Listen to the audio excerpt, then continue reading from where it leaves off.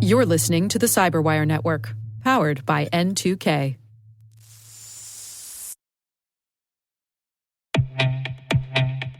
Defense contractors face immense pressure to comply with CMMC 2.0 security standards, needing a secure, user-friendly file-sharing solution. Kiteworks, a FedRAMP moderate authorized solution, supports nearly 90% of CMMC 2.0 Level 3 requirements, reducing compliance effort and cost. Kiteworks leverages a zero-trust framework for swift compliance and offers a secure platform for defense data protection needs, with advanced security features and ease of use. Its intuitive UI, mobile apps, and centralized policy management simplify administration. Accelerate your CMMC 2.0 compliance and address federal zero-trust requirements with Kiteworks' universal secure file-sharing platform made for defense contractors. Visit kiteworks.com to get started.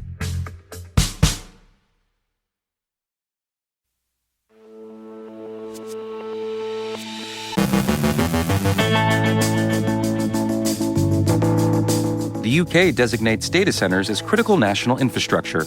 Cisco releases patches for multiple vulnerabilities in its iOS XR network operating system. BYOD is a growing security risk. A Pennsylvania healthcare network has agreed to a $65 million settlement stemming from a 2023 data breach. Google Cloud introduces air-gap backup vaults. TrickMo is a newly discovered Android banking malware. GitLab has released a critical security update. A $20 domain purchase highlights concerns over WHOIS trust and security. Our guest is Jon France, CISO at ISC2, with insights on communicating cyber risk and new technology to the board. And could Pikachu be a double agent for Western intelligence agencies?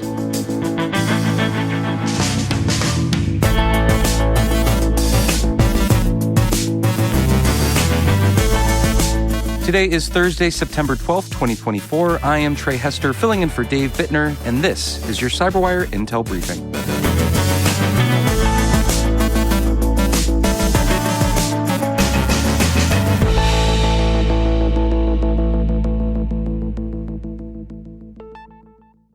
Greetings all, and thank you for joining us today. The UK has designated data centers as critical national infrastructure, placing them alongside energy and water systems. Announced by Technology Secretary Peter Kyle on September 12th, the move aims to bolster cybersecurity and prevent IT disruptions. A dedicated government team will provide support, monitor threats, and coordinate with security agencies like the National Cybersecurity Center to protect data centers from attacks. This comes alongside a proposed $3.75 billion investment in a new data center and an $8 billion investment in Amazon Web Services. Industry leaders welcome the move, noting that many centers already meet CNI security standards. Cisco has released patches for 8 vulnerabilities in its iOS XR network operating system, including 6 high-severity flaws. The most critical, with a CVSS score of 8.8, could allow attackers with low privileges to elevate their access to root by executing crafted commands. Another major issue affects the mtrace2 feature and could be exploited remotely to trigger a denial-of-service attack. Cisco also disclosed 2 high-security command injection vulnerabilities in the routed passive optical network controller software. These and 2 other flaws, including 2 medium-severity issues, have been patched. Cisco is unaware of any active exploitation of these vulnerabilities. Verizon's 2024 Mobile Security Index highlights the growing security risk posed by employee mobile device use at work, known as Bring Your Own Device, or BYOD. The report reveals that 37% of employees use public Wi-Fi despite organizational bans, increasing vulnerability. Mobile device threats surged in 2023, with 85% of organizations seeing more risks, while 77% fear AI-driven attacks like deepfakes and SMS phishing. Critical infrastructure sectors, including energy and healthcare, are particularly at risk, with 86% reporting heightened mobile and IoT security issues. Verizon's Mike Corellis stresses the importance of comprehensive security strategies, including mobile device management, network access control, and employee training on phishing and AI-driven threats. He warns that unmonitored devices and security connections can lead to severe security breaches. Most organizations are boosting mobile security spending, but a united effort between public and private sectors is essential to counter evolving threats. Lehigh Valley Health Network in Pennsylvania has agreed to a $65 million settlement in response to a class action lawsuit stemming from a 2023 data breach. The breach, attributed to the Black Hat ransomware gang, began in January of 2023 and impacted over 130,000 patients and employees. Stolen data included personal and medical information, social security numbers, and, in some cases, clinical images and nude photos. LVHN disclosed the attack in February and confirmed the involvement of the ransomware group in July. Affected individuals were offered 2 years of identity protection. The class action suit, filed in March of 2023, accused LVHN of failing to safeguard patient data. Settlement payments will range from $50 to $70,000, with the highest amounts awarded to those whose photos were leaked. A final approval hearing is scheduled for November 15th. Google Cloud has introduced air-gapped backup vaults as part of its enhanced backup and disaster recovery service, now available in preview. These vaults provide robust protection against ransomware and unauthorized data manipulation by creating immutable and indelible backups, preventing modification or deletion until a set retention period elapses. Isolated from the customer's Google Cloud project, these air-gap vaults reduce the risk of direct attacks on backups. TrickMo is a newly discovered Android banking malware identified by Cleafy's threat intelligence team that targets financial institutions and customers. Derived from the TrickBot malware, TrickMo uses advanced evasion techniques like broken zip files and broken apps to avoid detection. Disguised as Google Chrome, it exploits Android accessibility services to gain admin controls. Once installed, TrickMo can capture one-time passwords, record screens, log keystrokes, and remotely access infected devices. It also conducts HTML overlay attacks to steal credentials. The malware communicates with its command and control server, which stores exfiltrated data, including logs, credentials, and images, but lacks authentication, leaving victims vulnerable to multiple attackers. Initially discovered in 2019 by CertBund, TrickMo primarily targets European banking apps with a focus on German-language users. A recent leak exposed 12 gigabytes of stolen data, raising concerns about future exploitation. GitLab has released a critical security update addressing multiple vulnerabilities. The most severe flaw has a CVSS score of 9.6 and could allow attackers to trigger pipelines as other users. GitLab urges all users to upgrade to the latest patched versions immediately to prevent security risks, including unauthorized access, privilege escalation, and data compromise. GitLab.com has been patched, and no action is required for GitLab-dedicated customers. Security researcher Benjamin Harris, CEO of Watchtower, exploited a $20 domain purchase to gain control of a previously authoritative WHOIS server for the .mobi domain, leading to significant security concerns. After discovering the original domain, .mobiregistry.net, had expired, Harris registered it and set up a rogue WHOIS server. Within days, his server received millions of queries from high-profile organizations, including governments, security tools, and certificate authorities. This allowed Harris to potentially issue counterfeit HTTPS certificates, track email activity, and execute malicious code on querying devices. The vulnerability exposed flaws in trust systems and outdated infrastructure, which could be exploited by attackers. Harris's findings highlight the fragility of internet trust and security processes, and the incident led to discussions with security organizations to prevent further misuse of the domain. The issue underscores broader concerns about the recycling of infrastructure and expired domains.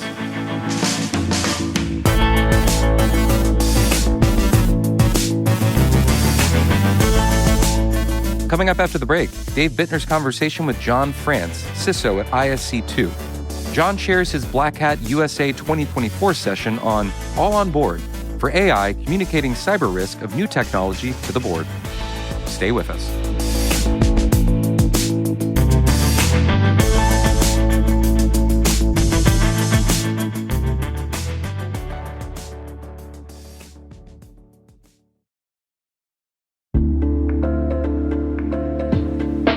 Hey everybody, Dave here. Have you ever wondered where your personal information is lurking online? Like many of you, I was concerned about my data being sold by data brokers. So I decided to try Delete Me. I have to say, Delete Me is a game changer. Within days of signing up, they started removing my personal information from hundreds of data brokers. I finally have peace of mind knowing my data privacy is protected, Delete Me's team does all the work for you with detailed reports, so you know exactly what's been done. Take control of your data and keep your private life private by signing up for Delete Me. Now at a special discount for our listeners. Today, get 20% off your Delete Me plan when you go to joindeleteme.com/N2K and use promo code N2K at checkout. The only way to get 20% off is to go to joindeleteme.com/N2K and enter code N2K at checkout. That's joindeleteme.com/N2K, code N2K.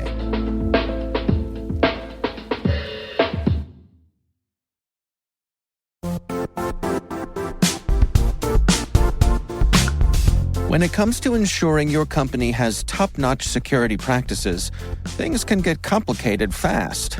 Vanta automates compliance for SOC 2, ISO 27001, HIPAA, and more, saving you time and money. With Vanta, you can streamline security reviews by automating questionnaires and demonstrating your security posture with a customer-facing Trust Center. Over 7,000 global companies like Atlassian, Flow Health, and Quora use Vanta to manage risk and prove security in real time. Our listeners can claim a special offer of $1,000 off Vanta at vanta.com/cyber. That's VANTA.com/cyber for $1,000 off Vanta.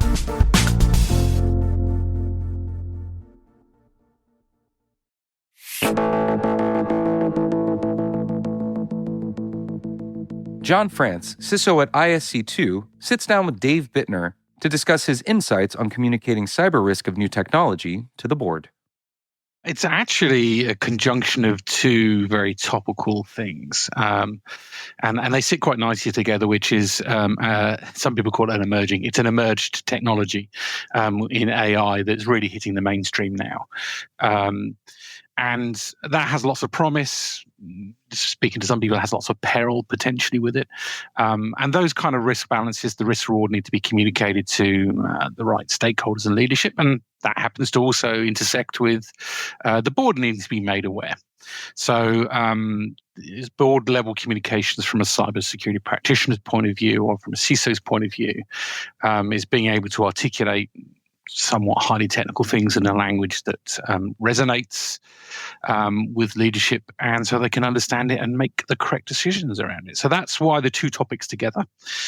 So topical, tackling two interesting facets that are of the moment. Well, let's go through some of the highlights from the presentation together. I mean, I guess I'm curious, where do we find a typical board member coming to this conversation? Like, what is their perception of AI? Yeah, I mean it's a great question. So you know if you listen to the drums of what's going on, AI is either going to solve the world's problems or going to eat the world.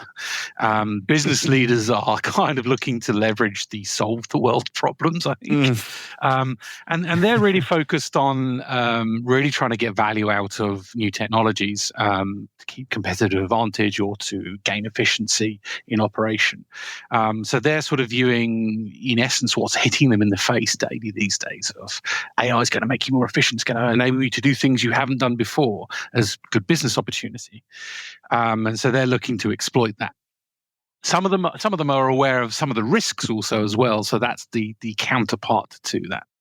Is it the security professional's job to say, not so fast here? There could be potential peril ahead?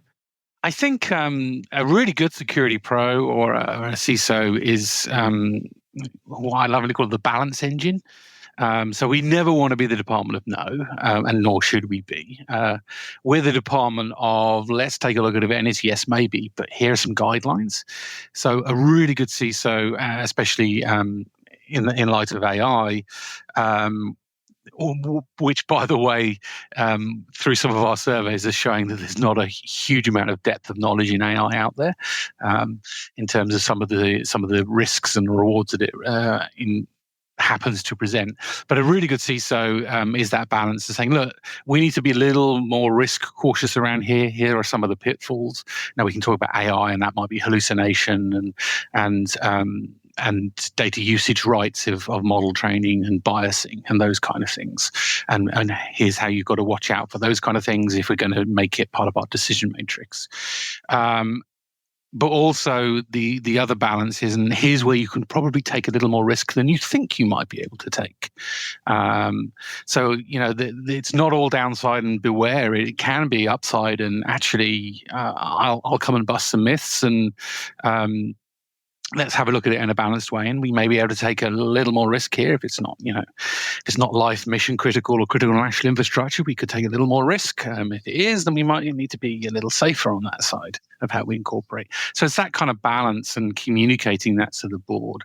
So what you really want to be is a business leader and a partner to the board, offering sage advice in your expert area in a language that the board actually can digest. How do you handle that translation layer there? You say communication is key, and that can be a challenge of bridging that gap. Yeah, and I hope I'm not an outlier in this case. My CEO tends to say you're a bit weird for a techie because you actually understand business. So, but I think that's she makes an important point, which is. A lot of CISOs have come through a very technical background and use jargon. That doesn't really resonate well with people that have come from the business angle. So we're a little bit of a translation there. We've got to be able to translate technical concept into business language. The language of business, as we know, is risk, reward, sometimes regulation and responsibility, a sort of fiduciary responsibility, as well as business opportunity, and that can be money, competitive advantage. So understanding those broad levers, and that's how that world works, and then converting into the technical world, I think is key. We can use data and evidence where applicable, but we make it digestible. Prioritization is also something that we can bring to the table, i.e. options. There are 3 ways of doing this, and we think option A is probably the best for a number of reasons, but you've got other options there. As you were preparing this Black Hat presentation and you were doing the research for it, were there any particular things that were kind of eye-opening to you? Any surprises that you unearthed along the way? Yeah, I mean, we run, IC2 runs a workforce study year on year, and it involves, and I can't remember the exact number, but it's sort of tens of thousands of security practitioners to get their opinion, and the data is actually telling us something quite interesting.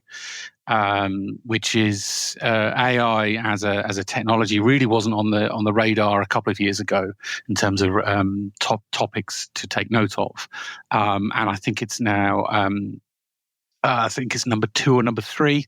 So it's really rocketed up the ranks, and as we know, it's only really been in the public consciousness for 18 months, 2 years ish.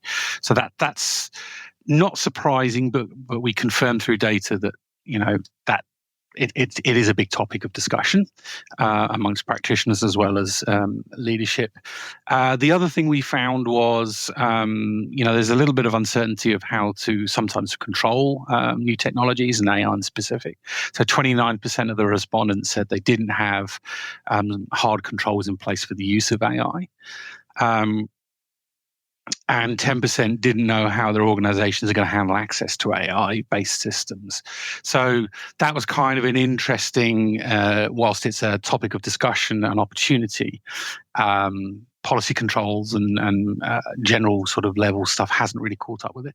I mean, how I tackled that in our organization is sort of, we tried to use some simple language of, if you wouldn't put it into a Google search engine, don't put it into a generally available AI. That's so people can go, oh yeah, I wouldn't put my social security number into Google. Don't put it into an AI then. So there's some simple, easily understood things that you can start building some guardrails around. Especially on the usage angle. So that's a couple of stats that came out of the survey that were, like I said, not shocking, but confirmatory is that it is a really good issue of the day, and it's getting the creative juices of how do we tackle it flowing, I think. Are security folks finding themselves having to deal with kind of a hype cycle here? I mean, it's everything these days is AI. To the point where I think it's kind of lost some of its meaning. Like what do you mean by that? And if I'm just imagining a board member coming and saying, listen, we're all in on AI. Okay, like what do you mean by that? Good question. So what I'm seeing as a practitioner myself and through conversation is there's a couple of modes that AI is really starting to express itself into the business world. One is probably to data-driven larger companies where they can actually invest in direct usage of AI themselves, whether that be instigating a model on their own infrastructure, or even if they're really big, training their own model, because it takes lots of data and lots of money to do that. They're the kind of companies that are starting to have to tackle with how do I securitize the AI models itself and how do I look around the infrastructure. A lot of good cyber hygiene practice comes to play here. So if you look at some of the stuff that we do around education and certification, our lifecycle certificate covers a lot of good practice around that, whether it's AI or whether it's general code. So those are the implementing models. That's one thing pushing into business. Then there's just the general consumption, probably where you've seen it come to the fore of the tooling that you use. One day you'll be using an Adobe product, for instance, and quite happily using it. And the next day, there's this weird AI button that's just appeared on my tool belt. What's that? Right. We're kind of seeing AI come to the fore, as I'm going to call it, that general sort of feature creep, whereas lots of vendors are starting to add it into the existing tool sets. There's a little bit of as a practitioner, go, I might need to have a look at where that data goes and how it's used, and what the contract says and the T's and C's. But that's probably about 80% of where we're starting to see it express itself. And sometimes we purchase tooling specifically because it is AI enabled or machine learning enabled. For instance, if we're doing voiceovers on video production in multi-language, you might want to buy in some AI tooling to do either translation or voice acting, those kind of things. So point use cases, feature creep in that, and then the larger companies are integrating into their core product and workflow and business flow. Are we finding that along with the enthusiasm for this technology that there's appropriate budgeting happening as well? I can only speak from personal experience, and that we do have generally a sort of an R&D budget that we utilize, and some of it is going towards looking at AI. For me and my team personally, that's for efficiency gain in security tooling and security stance. On behalf of the organization, we are looking at some AI-based things and whether they would be a good fit. So for us, yes, we've got a budget to do that. One of the good suggestions I've heard, and I will jump on the same bandwagon, is you've got to start experimenting with these things, even if it's in the sandbox, to understand them, to understand how to deploy them and get the best out of them. So I think it's good practice that you should have some experimentation and change budget around emerging technology, not just AI. So what are your recommendations then? I mean, for folks who have the responsibility of presenting to the board and managing that relationship, what are your words of wisdom here? I kind of said them at the head, but I'll reiterate them. Speak in a language that they understand. So that's the language of business. That's risk reward, efficiency, those kind of things, rather than core technology. But be the good translator, I think, is number one. Number two, don't be the department of no, be the department of yes, maybe. And that's a balancing act. So that would be that balancing act. And then really, I think the third one is listen to what questions are going to come back, and take them back. And if you need a bit of decoding, take the time to do that as well. So that you can go back with the correct answer. Cybersecurity and business leadership is kind of a team game, and it requires all the players to understand each other and sort of move forward. But headline is there's opportunities in technology, and we've just got to make sure it's a safe and secure way of exploiting those opportunities. We're not there to stop them. Well, before I let you go, Jon, anything coming up on the calendar that our listeners can benefit knowing about? Yeah, sure. I mean, hopefully lots of the listeners are members, and those of you who are not, do consider joining. But you can always join us at Security Congress that's being held this year in Las Vegas in October. If you head on over to IRC2, there's an event scheduled there, and some of these topics will be discussed at that forum as well. Look forward to seeing you there. That's our own Dave Bittner speaking with Jon France.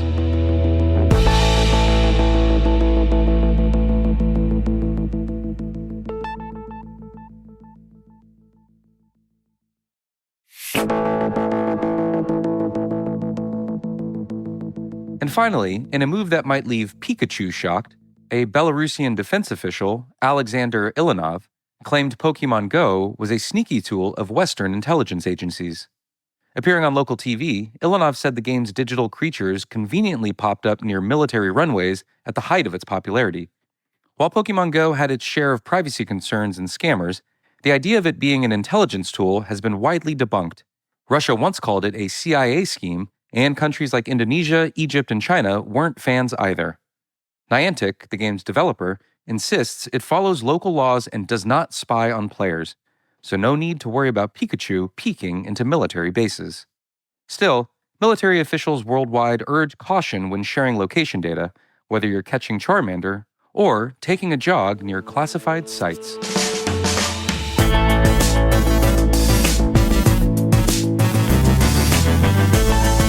And that's the CyberWire. For links to all of today's stories, check out our daily briefing at thecyberwire.com. Hey, CyberWire listeners, as we near the end of the year, it's perfect time to reflect on your company's achievements and set new goals to boost your brand across the industry next year. And we'd love to help you achieve those goals. We have some unique end-of-year opportunities, complete with special incentives to launch 2024. So tell your marketing team to reach out. Send us a message to sales@thecyberwire.com or visit our website so we can connect about building a program to meet your goals. We'd love to know what you think of this podcast. Your feedback ensures we deliver the insights that keep you a step ahead in the rapidly changing world of cybersecurity. If you like the show, please share a rating and review in your podcast app. Please also fill out the survey in the show notes or send an email to cyberwire@n2k.com. This episode was produced by Liz Stokes. Our mixer is me, with original music and sound design by Elliot Peltzman. Our executive producer is Jennifer Iben. Our executive editor is Brandon Karp. Simone Petrella is our president. Peter Kilpie is our publisher. And I'm Trey Hester, filling in for Dave Bittner. Thanks for listening, and rest assured that Mr. Bittner will be back on the mic tomorrow.